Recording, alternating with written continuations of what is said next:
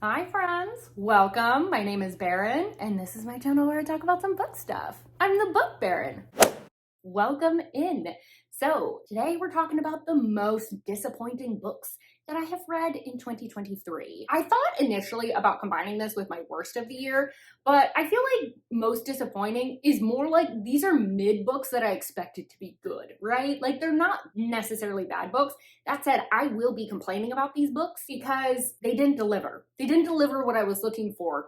And I want to tell you a little bit about why. We'll keep it lighthearted. I'll include some superlatives and awards related to why I didn't like them. I'm not going to be talking a ton about the plot just because I didn't want to rehash a bunch of books that I don't plan to recommend to people because I don't think they're that good.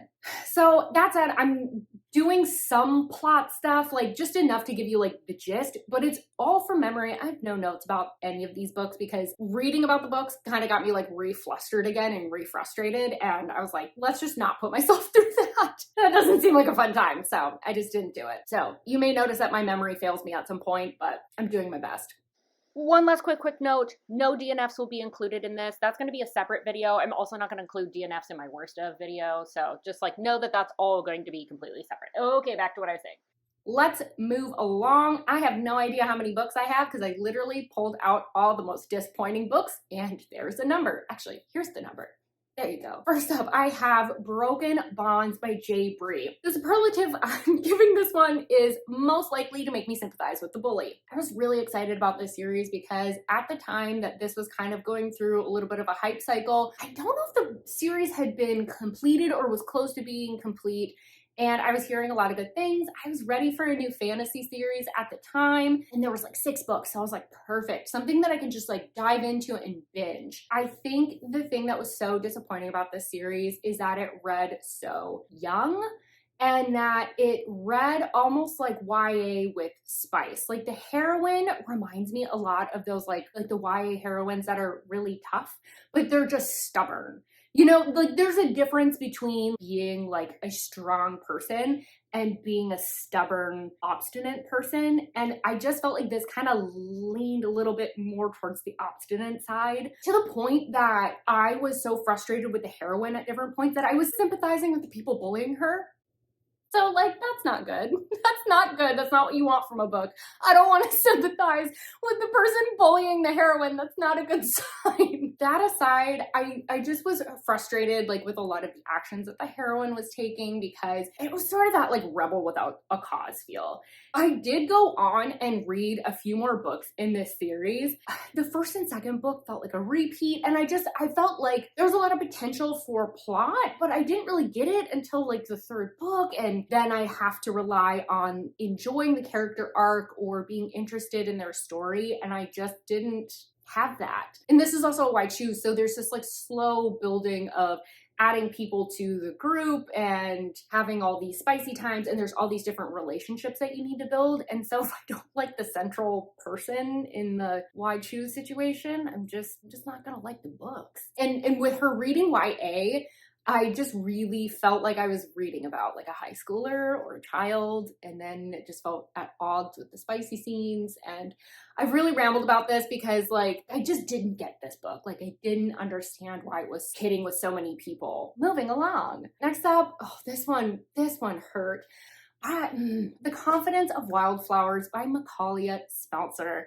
My superlative for this one is most likely to claim Diet Coke as a personality trait. So I was really anticipating this because it was a hype. It has a lot of tropes that I like. It has age gap. It's got Nanny. The heroine's a little bit melancholy. These are all things that normally really jive with me. So when I heard about this book and I saw that it was a duet, I was like, perfect. This sounds like it is meant for me. The problem with this, and this is something that you're going to notice with most of these books, is that I did not connect with the characters. My biggest issue with this book in particular, partially it comes down to the characters were so incredibly flat. Kiddie pools in the peak of a drought have more depth than these characters. The heroine, I think the best way to describe her is a compilation of hobbies and trauma.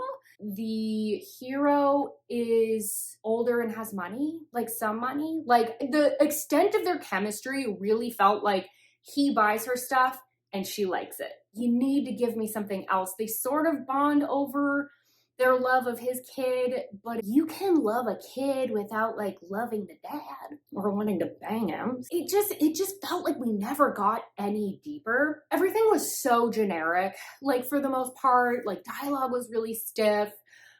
It almost reminds me of like, you know, when you're watching a Lifetime movie and like the plot and the description, like it has all the potential to actually like be something good. And then you're like watching the acting and you're like, oh, that's the stiffest thing I've ever watched. That's how this book really felt to me. Especially when you combine that with the fact that there was like just randomly these very heavy, triggering, and traumatic topics that were coming up. It just felt like they came out of left field. It gave the book sort of a disjointed feel. And again, if I can't connect with your characters and then you're going to give me trauma, I'm not going to buy the trauma or be interested in it or care about it because I don't care about the character. It was giving doormat. So next up, I have one that makes me very sad. Emily Henry's Happy Place. So I loved Beach Read. I loved Book Lovers. I like her banter and sense of humor without being rom-com-y. So I was really excited for Happy Place. It was like second chance romance. And a lot of times I like those because it forces a couple to really like challenge and dig into what issues they were having. So I was so excited to get into this one. And then the characters themselves, so as separate people, the hero and heroine, I really enjoyed them. I thought they were very intriguing people. They were well-rounded. I enjoyed learning about their backstory and who they were. Where this lost me is them together as a couple, because the main reason that they're having issues is they literally just don't talk to each other about anything that's hard. They're both so avoidant. And I get that some people are definitely avoidant. You don't need to tell your partner everything. And I get that. What was really hard is both the hero and heroine were going through tough things and then just not talking to their partner about it. And I'm like, I don't understand how you think that's going to be resolved via a week where you explained the current circumstances that caused the issues, but like this is an issue that's going to come up again. You're going to have problems long term. And I think too, like the things that they both wanted out of life just really felt incompatible. And that was kind of like the nail in the coffin, where I was just like, why do you two want to be together so bad? Like, I get that there's some chemistry here, but like love don't pay bills. Like we have other issues we need to work on. And maybe there's someone you're more compatible with. Like, I don't necessarily believe in your compatibility. For all those reasons, I was very frustrated with this book. And actually, I'm planning to unhaul quite a few of her books now, because the only book that I'm like, I would absolutely reread of hers is Beach Read, and I don't plan to collect her books anymore. Like, the whole thing's just kind of like sad for me. The superlative I'm getting this book is best performance in a drama of unspoken words. I felt very, very creative with that one. All right, next up we have Powerless by Elsie Silver. I love Elsie Silver. I've loved pretty much all of her books. This is the book I have liked the absolute least and was so disappointed as a result. This book just felt so disconnected from the series as a whole. There was not a lot of ties to the ranch. And I just felt like the spicy times and the characters and who they are were separate things. Like, they didn't make sense together. It felt like spice that was written because Elsie had kind of tuned into parts of book talk and was like pulling from that, rather than doing what she normally does, which is really good spicy times. Like, she writes a good scene. This felt forced. It almost felt like light BDSM elements were shoved into a contemporary, which was so bizarre. And I think why the characters like didn't get together prior to when they didn't really click with me. And Sloane's whole like arranged marriage thing, I was just kind of like, it just didn't plot-wise feel like all the kinks had been quite worked out. Like, it sort of felt like a first draft rather than like the final thing. And then it did a thing that I hate, and I have griped about this with another book on here before, and that is when a dancer can't figure out how to express their feelings, so they dance for their partner. In what universe? Like, in what universe does a person go, I don't know how to comfort you, you're crying, I'll dance for you? Like, It doesn't make sense. Authors, ask yourself this question. Would a person actually do this before including shit like that in your book? Like, that doesn't make any sense. And it's like the 5th time I have read a scene like this. People don't do this. I'm sorry. Like, okay, actually, if you're a dancer and have done this for your partner, please tell me. Please, I'm open to correction, but it doesn't make any sense. My superlative for this one is Spice most likely to have been written for the book talk girlies. We do have Kevin running around. He has been closed out of the rooms upstairs where he normally sleeps because someone has to go to the VET today, and he is trying to hide under the bed. If you see him pop in and out, that's what's going on. He's like right down here right now. Next up, we have Grimstone by Sophie Lark. I really like a lot of Sophie's books. She, for me, does a really good balance of character and relationship and spicy times and some plot. I really feel like hi, Kevin, honey. I really feel like she's well balanced. Like, I love a character-driven romance, but like when it comes to like mafia and more of that kind of stuff, like she really just delivers a good plot line. This was so disappointing because, again, it's kind of common theme. I feel no chemistry between these two. I feel like we were supposed to buy into the fact that they were like an opposites attract situation, but it literally felt like they were interested in each other only because that person was convenient. I don't think these two would be together if they weren't neighbors. And then honestly, with the characters, they were just so incredibly forgettable that I was even struggling to kind of like draft anything about like why I found this so disappointing. And I think that's what this really comes down to, is like, it was just so lackluster. Like, it wasn't interesting or memorable characters. The plot line I thought was just okay. It was very romantic suspense, and I just like some plot points were kind of odd, and for a gothic romance, there was really not a lot of atmosphere. It was a really frustrating read because I think there was so much potential and a lot of it was just squandered. Dang it, I forgot my superlative. So, my superlative for this one was most likely to be remembered for not being memorable. Oh, so can we just talk about how cute Kevin's being? Anyway, back to what I was saying. Next up is Fourth Wing by Rebecca Yarros. Like everyone else, when this came out, I bought into the hype. I was excited for a fantasy. It had dragons, like it sounded interesting. And I wanted to see kind of what was going on with this whole phenomenon because it felt like it just came out of nowhere. I knew that she was a well-known romance writer. So with this being her first foray into fantasy, I had sort of accepted that there was probably not going to be great world building. There's probably going to be plot holes because like fantasy worlds are hard to execute. And I'm super picky. So I kind of knew going in that that was not going to be done the best. I could rehash all my issues, but with the plot that just don't make sense, things with the world that don't make sense. But I feel like that's kind of been done to death. I kind of skim over some of that, but like know that that was as bad, if not worse than what I was expecting, especially for a traditionally published book. I think that's the thing that I had a hard time getting over is I'm like, you have the editors and the ability to polish this up and make this better. Like, I blame more the publishing house than I do the actual like author for that. But I digress. What I did expect though, because she's a prolific romance writer, I expected the romance to really stand out and really be spectacular. And I was so wrong. It was the thing that really made me so disappointed. That and the tone. I was also promised a dark book. And I knew that she wrote emotionally dark things. So I thought that those would be kind of the two things that would really stand out with her book. And I was like, maybe if the romance is good and the tone is good, then I would be interested and could kind of overlook some of the plot elements for the sake of like enjoying the book. But it just failed on these fronts as well. So I'll start with the tone. The tone really didn't make sense for me because I went in knowing that a lot of people died. It just felt like we didn't really take the time to build that up or make those deaths impactful. And it felt directly at odds with the interactions that you have within this school, this war college. The interactions are very lighthearted and like, you go girl. And then we're having just like mass deaths that also don't make sense for the plot, but I'm not going to get into that.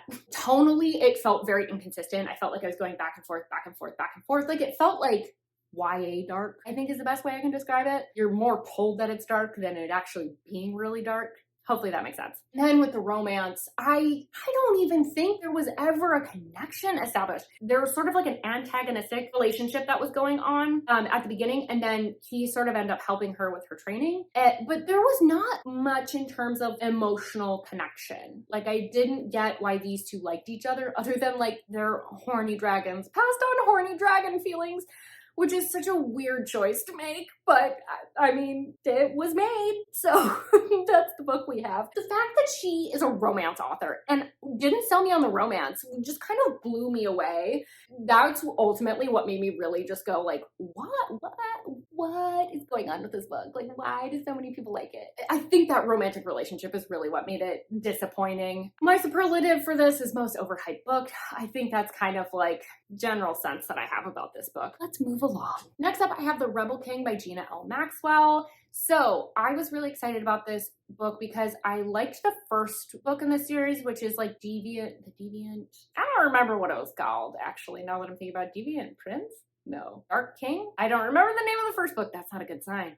Okay, but anyway, I enjoyed it. I thought it was kind of a fresh spin on fae and urban fantasy and sort of like some mafia elements, and it felt really interesting. It was sort of like a fae mafia was running Las Vegas, which I thought was kind of a fun concept. My problem with this is twofold.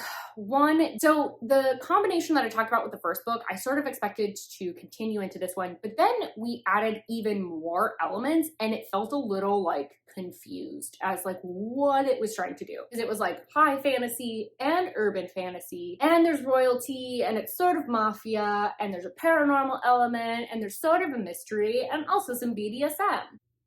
Like, that's just too many things. That's too many things to successfully execute on all of those. So for that reason, I gave it the superlative of most likely to confuse a library catalog system. I also have a second issue and a second superlative for this one. And that is most unintentionally comedic tragic backstory. So I need to tell you about this. And this is 100% going to like tiptoe into spoilery territory. No, it's fully spoilers. Like, it bugged me so much and made me roll my eyes that I need to share this with you. I need you to understand where my pain is coming from. There is this backstory built up. Like, Tiernan and Fiona, like, Fiona wants to be like more kinky and have more sexy times with Tiernan. What's really going on? Why he won't do this with her? And the reveal of this sad backstory made me laugh. I laughed out loud. That is not the reaction I should have been having. That's not appropriate. This is so bad. Okay, so this is your warning. This is where I'm going to talk about the spoilery stuff. The reveal is basically that Tiernan had a sub that was so horny for him and so desperate to like jump on that D that she didn't use her safe word when he had gone too far for her. That's your sad backstory? That's your trauma. Okay, like, look, I get that if this actually happened in real life, that this would be something that would be very off-putting and maybe would make you think twice about engaging in those activities. But like, the way they built this up, you would have thought his mother had been murdered. And then when that was the reveal of basically she just wanted his dick so bad, I'm sorry. I need to move on. I need to move on because I'm gonna start laughing about it again, and that's not what I'm trying to do here. That's fine. Let's move on to The Coven by Harper. Okay. I'm still laughing, damn it. Okay. Let's move on to The Coven by Harper L. Woods. I love her What Lies Beyond the Veil series. I think it's technically called like a Flesh and Bone or something like that. It was fun. It was one of those fantasies that I felt like I could just like turn off my brain, enjoy the characters, enjoy the world. It felt like it just fully enveloped me in the story. And I really, really enjoyed that series, which isn't totally finished, but like of the books that are out, I really enjoyed those. So I was so excited to get to The Coven. I had it in a reading vlog. I think what was so disappointing about this is it felt like the major beats of the plot felt too similar to What Lies Beyond the Veil, but more of like an urban fantasy, like magic college setting. That was kind of like, all right, but the characters had a lot less chemistry. Then there was just like weird other elements introduced where it was like, there was sort of like a compulsive BDSM kink thing that was going on, and like the inclusion of student teacher, which just didn't totally make sense. It felt a little bit like thrown together. But the thing that sucked about it is like the plot and the magic system itself were very interesting, but the relationship and the characters just failed so spectacularly for me. And then when I realized like how many of the plot points are so similar to What Lies Beyond the Veil, it really turned me off to the whole series.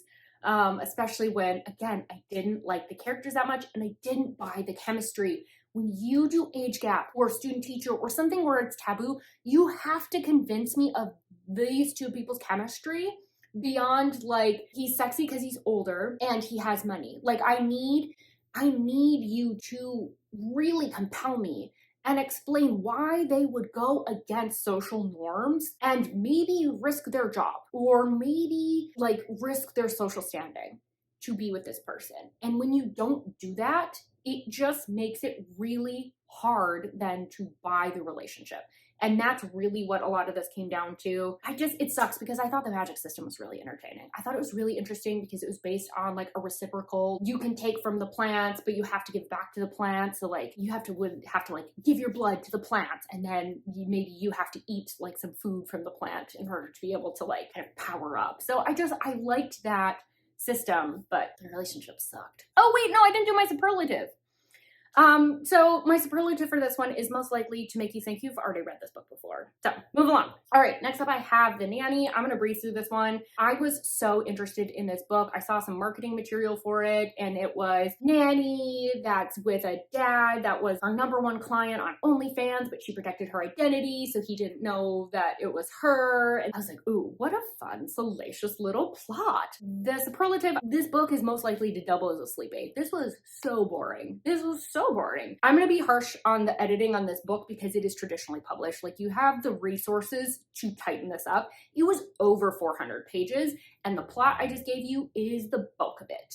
Ta-da! 400 pages for that? Like, come on. You can achieve that in a much shorter amount of pages, a much shorter amount of time. I was expecting all this like sexy tension and then it was just nothing.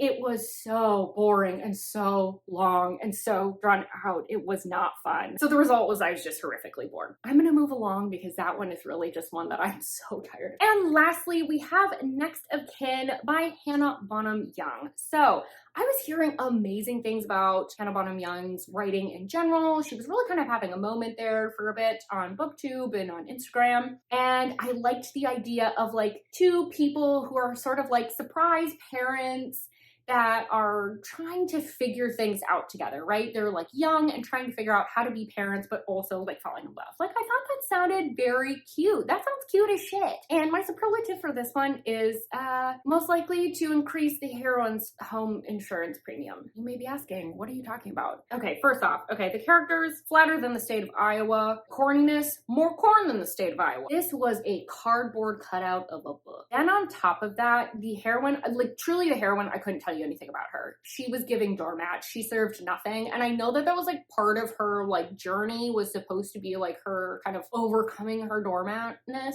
but like she didn't develop a personality after that. So there's no character arc. And then the hero. The hero was the least swoony man I have ever read. Not only was he flat, he was always mad with the heroine about something. He had unclear boundaries, never had like a clear set of expectations with her because they're sort of like forced roommates. So that annoyed me. And then the thing that tipped this over into like, what?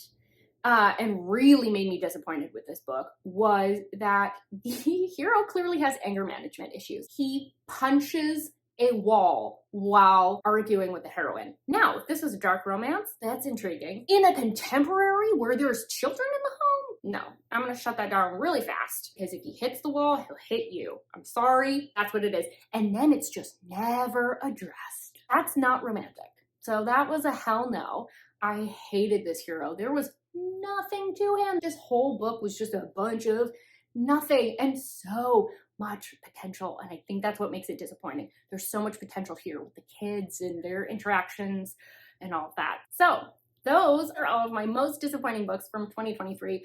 I would love to hear from you. One, what was your most disappointing book or books? Like, what was the one that you were just like, I wanted so much more from you and you didn't get it? And two, if you've read any of these books and you either agree or disagree, let me know in the comments. I like kind of hearing what other people think because I know that like the way I read and what I want from books seems to be very different than other people. Like that sounds like very like not like other girls, but like I just tend to like not like popular books typically.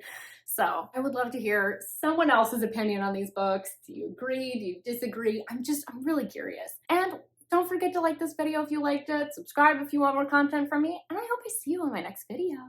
Bye-bye.